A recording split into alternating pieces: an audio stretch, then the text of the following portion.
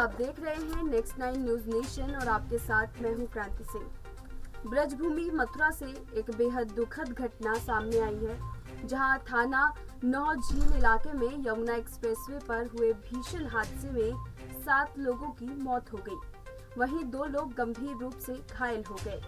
बताया जा रहा है कि यह हादसा माइलस्टोन 68 के पास हुआ। यमुना एक्सप्रेसवे पर वैगन कार और अज्ञात वाहन के बीच जोरदार टक्कर हो गई। इसमें कार के परखच्चे उड़ गए। हादसे में कार सवार 3 पुरुष और 3 महिला और एक बच्चे की मौके पर ही मौत हो गई। वहीं हादसे में एक व्यक्ति और एक बालक गंभीर रूप से घायल हो गए। उन्हें इलाज के लिए अस्पताल में भर्ती कराया गया है। इस दर्दनाक हादसे पर प्रधानमंत्री नरेंद्र मोदी और मुख्यमंत्री योगी आदित्यनाथ ने भी दुख व्यक्त किया है। आपको बता दें कि यमुना एक्सप्रेसवे पर ये पहली घटना नहीं है जो इतनी दर्दनाक हो, बल्कि ऐसे हजारों घटना रोजाना यमुना एक्सप्रेसवे पर देखने को मिलती है। इसके पीछे क्या वजह है? आखिर क्यों इस एक्सप्रेसवे पर हमेशा जान माल का डर बना रहता है? आइए आपको बताते हैं, जब हमारी टीम ने ये जानने की कोशिश की आखिर क्यों इतनी जानें जा रही हैं, तो सामने आई इंजीनियरिंग से जुड़ी ऐसी गड़बड़ियां जो रोड एक्सीडेंट को और घातक बना सकती है। इसे ऐसे में समझिए, इस पड़ताल के दौरान हमारे सामने ये तथ्य आए हैं।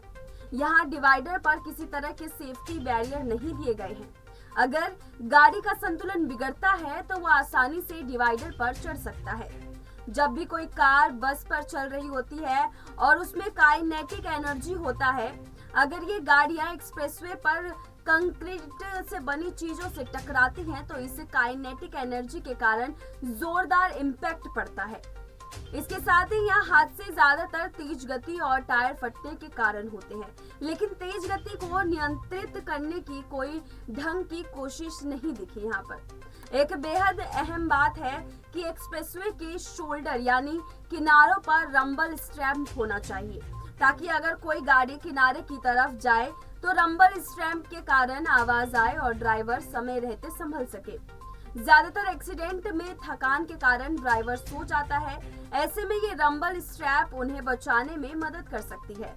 लेकिन हैरानी की बात ये है कि अगर भी ऐसी रंबल स्ट्रैप नहीं दी गई है।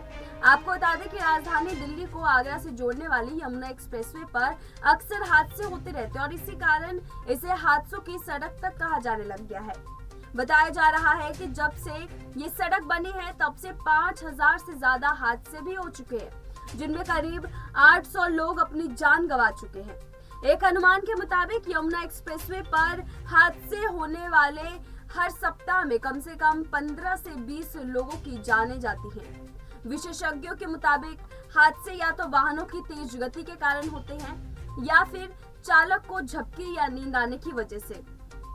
ठंड के मौसम में कोहरे के कारण भी कई बार हादसे होते हैं। हालांकि उसके लिए एक्सप्रेसवे पर हर जगह फॉग लाइट की व्यवस्था की गई है।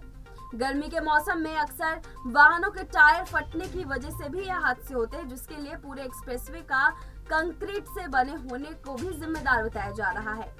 यमुना एक्सप्रेसवे पर वाहनों की गति सीमा की निगरानी के लिए हाईटेक सिस्टम तय है। तय सीमा से अधिक की गति से चलने वाले वाहनों को कैमरे में कैद कर इसकी रिपोर्ट आरटीओ और एसपी ट्रैफिक कार्यालय में मेल की जाती है। बावजूद इसके हादसों में कोई कमी नहीं आ रही। इसकी ये भी वजह है कि इस जगह को गाइडलाइन फॉलो हो रही है और वो भी इंडियन रोड कांग्रेस की गाइडलाइन है, जो 80 के दशक की है। ये बात सही है कि एक्सप्रेसवे नेशनल हाईवे के मुकाबले बेहतर तरीके से बनाए जाते हैं और इसकी वजह पीपीपी मॉडल फॉरेन फंडिंग होती है।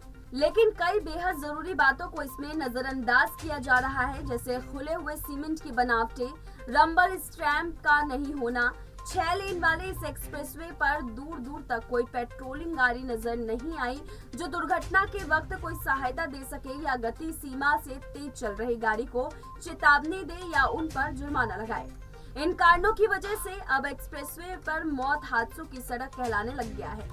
अगर आप भी यमुना एक्सप्रेसवे से गुजरते हैं तो संभल कर गाड़ी चलाएं और अगर आपका कोई साथी या जानकार यमुना एक्सप्रेसवे पर जाने वाला है तो उसे ये वीडियो जरूर फॉरवर्ड करें, ताकि आप सुरक्षित रह सके और आपके जानकार भी। इसी तरीके से तमाम अपडेट्स और जागरूकता भरे वीडियोस के लिए बने रहिए हमारे साथ और देखते रहिए नेक्स्ट 9 न्यूज नेशन।